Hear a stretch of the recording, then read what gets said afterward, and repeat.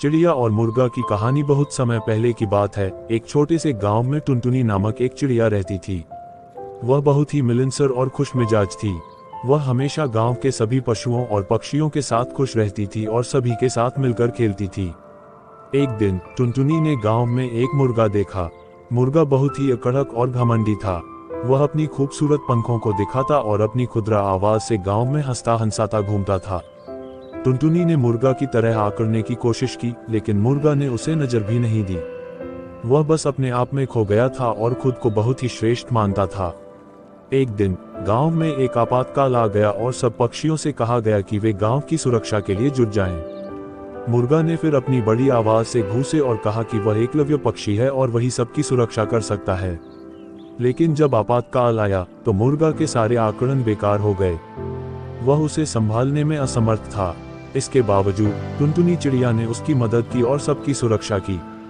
इसके बाद मुर्गा ने अपने आप को नीचे देखकर समझा कि अकड़ना और घमंड बेकार होता है और टुनटुनी की तरह सहयोग और मदद सबसे महत्वपूर्ण होती है।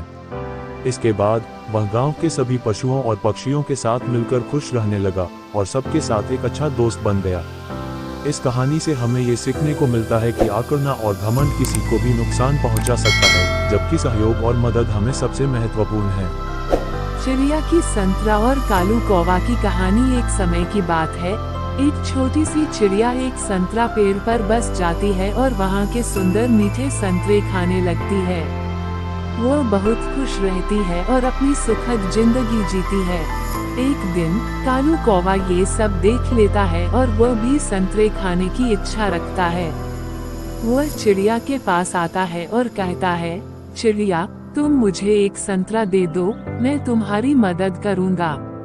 चिड़िया सजीव होने के कारण संतरा तोड़ने में असमर्थ होती है, लेकिन उसने कालू कौवा को समझाने की कोशिश की। कौवा, तुम एक बुराई नहीं करना चाहते, इसलिए मैं तुम्हारे लिए संतरा नहीं तोड़ सकती हूँ, लेकिन मैं तुम्हारी मदद कर सकती हूँ।